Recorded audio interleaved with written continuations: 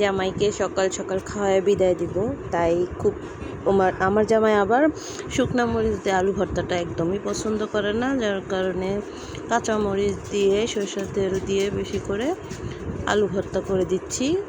কারণ সে তো এখন যেহেতু বেলা হয়ে গেছে 10টা, তো এখন সে একবারে কটা গরম ভাত আলু ভর্তা দিয়ে খেয়ে যাক। যেহেতু দুপুরে সে আর আসবে না, দুপুরে আমরা আমাদের জন্য হালকা পাতলা কিছু রান্না করে খেয়ে নেব।